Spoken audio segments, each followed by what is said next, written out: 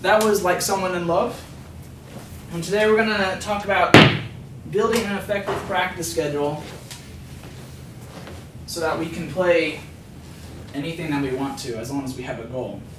So for today, the overarching goal would be to play Like Someone in Love as a solo guitar performance. Let me put my guitar up really fast. Hold on one second.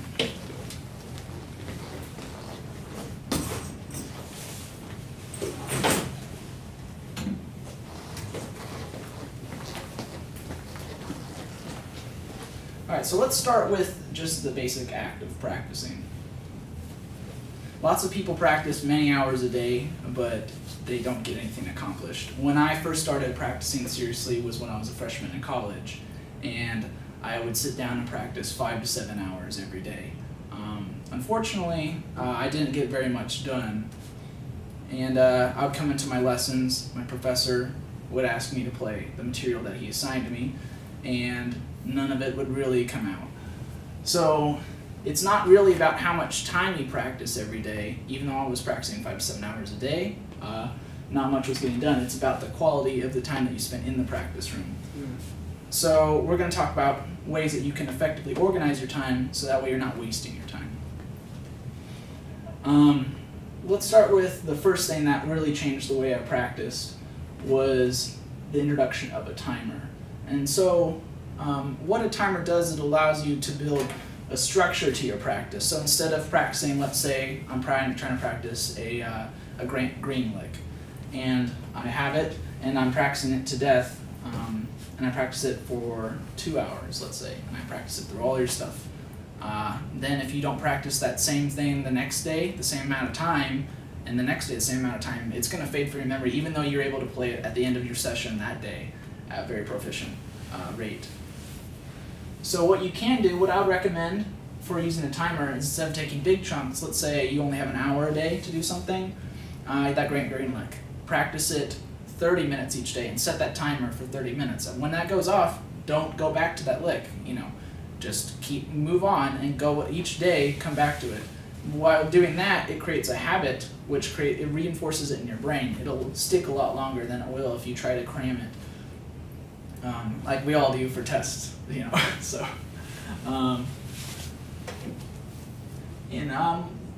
Let's talk about the next thing, the goals.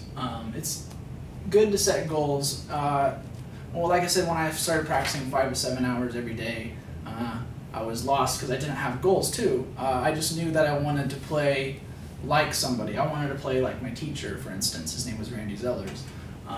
And so I would just sit there and practice. I would record Randy, I would watch videos of Randy, and I would try to imitate him, but unfortunately I didn't have a set way to imitate him. So let's talk about realistic goals. Let's use our overarching goal was how to play like someone in love. So we could look up, let's say Joe Pass has a version of that. We could watch Joe Pass and be like, I want to use the same kind of nuance that Joe Pass uses. I want to do the same chord voicings that Joe Pass uses. As long as you have something specific that you want that's realistic to your skill level, that's good. You can't just say, I want to play like Joe Pass, because no one can play like Joe Pass except for Joe Pass. So let's make a sample practice schedule and a practice routine with related to the guitar, of course, since I don't play anything other than the guitar. Let's look at one of my teachers play. So keep in mind our goal is to play, we're all guitar players, honorary guitar players at this point, even though some of us in this room are not guitar players. Imagine yourself as guitar players, since we have to relate it back to an instrument. We're trying to play solo guitar like my guitar teacher, Randy Napoleon. So remember, we can't just say, I want to sound like him. We have to pick out certain details. So let's listen to a little bit of just these foolish things, excuse me, and think about things that you hear in his playing that you feel that you could break down in a practice room and really practice. Not like, oh, he plays fast, I want to play fast. How does he play fast? You know, where does he play fast? Why does he play fast? So let's listen.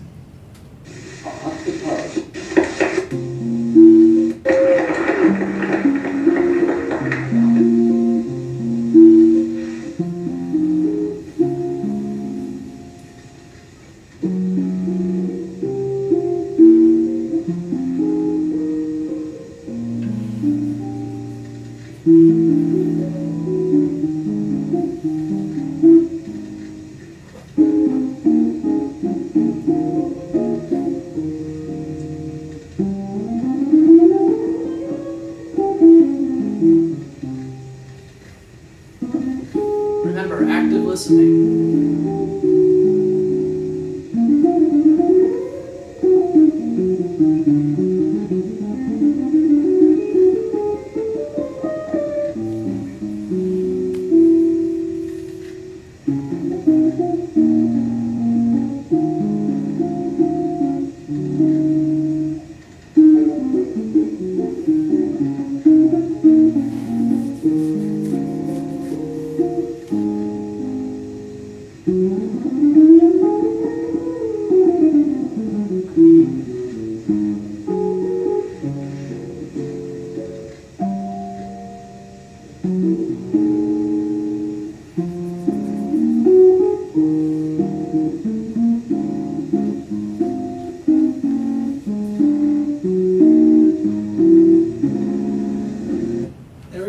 So that was his intro to these foolish things. Did anyone pick out anything that you heard that you felt like you could really focus on and really break down in a practice room?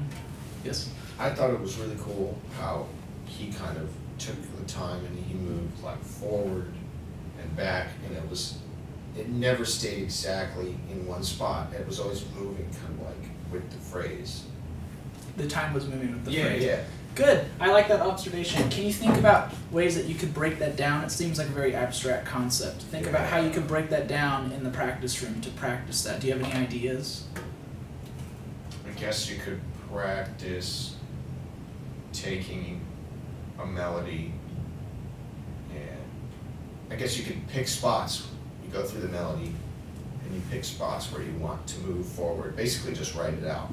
Like take the melody, write a melody, and you're like, okay, well, I want to do this here. Basically just plan it out. And then you can practice it that way and then plan it out in a different way. Good, I like that idea. That's good. One thing, I would just something that popped up in my head. Okay. What you could do is, let's say you could take all the things you are. Okay.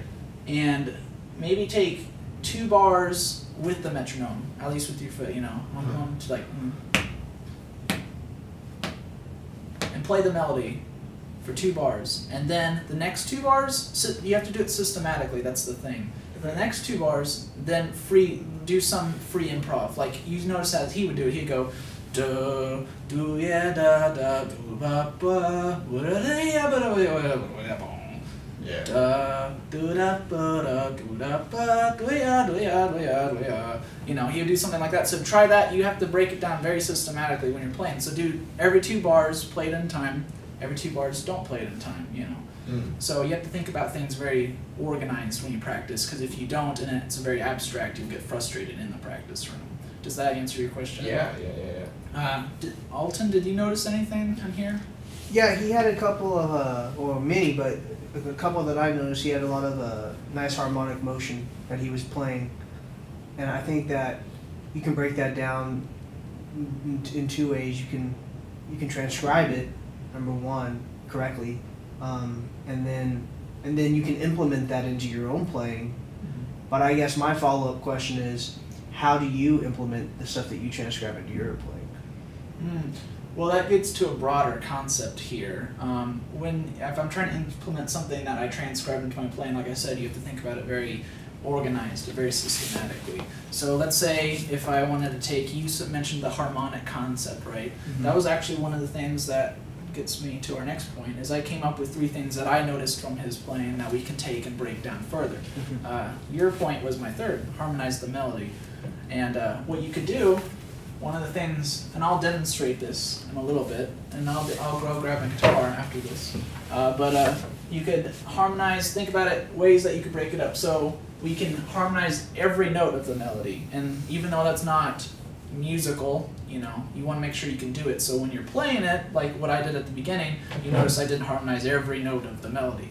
I would place chords here just like a piano player would, and you don't want to hear junk, junk, junk, junk, junk, junk, junk, junk, junk, junk, junk, you want to hear da, booyah, da, da, do, ba, ba, da, do. Can you kind of picture where the chords would go with my hands, since I can't sing chords? Then another thing you could, and then once you have that, try to pick certain things. Be like, I'm only going to harmonize the 2 5s. 2 5s that go to something. I'm not going to harmonize any other like sharp 4 walk downs. I'm not going to harmonize any backdoor dominants. I'm just going to harmonize 2 5s. Or you could be like, I'm just going to harmonize the backdoor dominants. I'm just going to harmonize the walk downs and keep the melody the same. So those are ways that you can systematically, like you wanted to break down, the concept, which is harmonization, and implement it into your playing via guitar. Or you can, since some of the people here in the room are not guitar players, you could do this with piano, and then maybe implement it on your horn. Play the melody, but then the next 2 bars of the melody outline the harmony. Try to make it so you are a chordal instrument, even though you're a monophonic instrument, because everyone can be a chordal instrument, and you guys have polytones too. So let me grab my guitar and demonstrate a little bit of what I'm trying to talk about.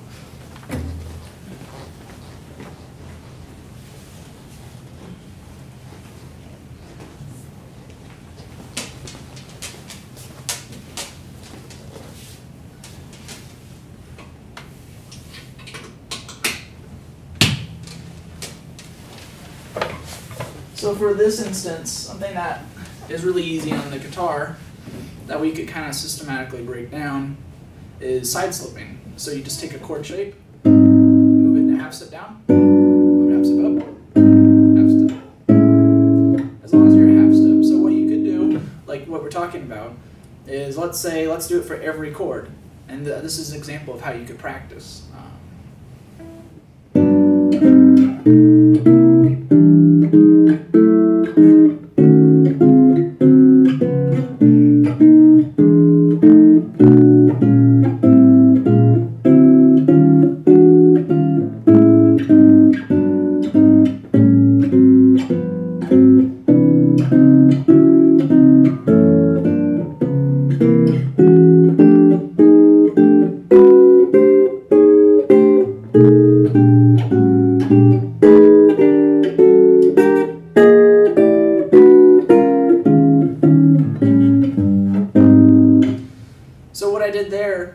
Every chord I made sure that I played a side slip to it. So that's one way we can do it. Do it on everything.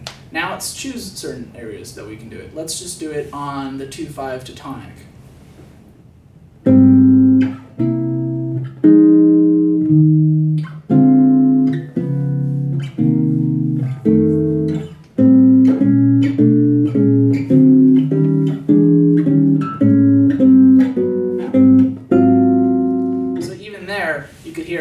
musicality in that. So just being able to do everything allows us to, when we do simpler things, that it can sound more musical. Let's move on to another concept. So the three things that I saw, we covered the last one. The other thing that I heard from him was the concept of movement.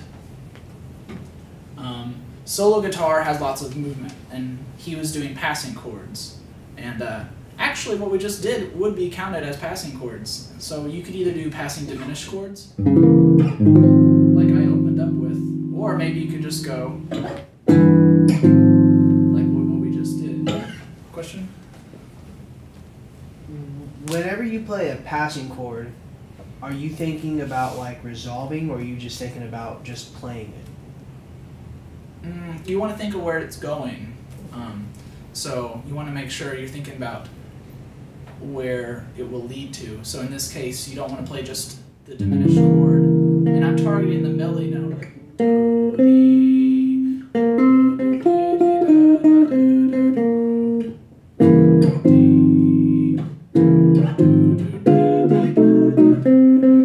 Oh, so you're like effectively planning every note. And this is for practicing only, mind, because when you're playing in real life, you wouldn't play every note. You want to make sure that when you're practicing, keep in mind this is all in the context of practicing, that you can effectively do anything in the practice room, and even no matter how hard it is, like harmonizing every note. And then because you can do that and you've broken it down, then you can implement it and do it in small amounts. So instead of playing every now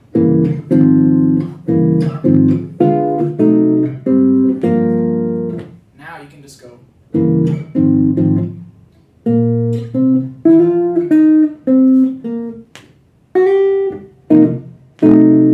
See, that sounds a lot more musical because I've broken it down. Yes? So I got a question for you. So I like how you said you practice with a timer. And the question is, how do you decide how long you're going to practice? Good question. I would recommend that you'd have to find out the overarching amount of time that you can practice in a day. Okay. So based on your schedule, can you give me a number that we can at least work with for this example? Yeah, so let's say I practice probably 4 hours a day. That's Okay. like as much as I can. For sure. So if you're a guitarist, like I said at the beginning, like we all are honorary guitarists. If you're a guitarist and you're trying to play like Someone in Love as a solo guitar, and you've effectively come up with the concepts that you want to break down, and you come up with that you've learned that there's movement involved. This is just what you've heard, right? Yeah. That he uses space when he plays, and that he harmonizes the melody. So what I would do is for each one, I would work on it in chunks. So let's say for the sake of this example, that we're going to work on harmonizing the melody. That's the first one. So what you could do, practice it an hour, because that's the biggest amount. So, or no, let's practice it 2 hours. And each hour, so for the first hour, work on just harmonizing every note. For the second hour, work on just harmonizing certain notes. And when you feel more comfortable with all that, cut down on that time, and then make something else. Like, then do movement for 2 hours. Because you can't just, you obviously, since you're all in school, you'll be working on technical things, so you have to fit in that into your practice schedule too, but I would use that for the other 2 hours. Does that answer your question? Absolutely. Okay, perfect. To wrap it all up, make sure that you write out your goals, make sure that you write out your practice time, know what you want to focus on, and then once you can do that, remember the overall thing is to have fun. That's the last thing. We practice so we can make music, and there's no point if we're not enjoying it, because it'll come out in our playing. So make sure you're enjoying it in the practice room, make sure you're enjoying it when you perform, and make sure that you're having fun in life in general. So thank you for listening, and thank you for your time. Thank you for coming out.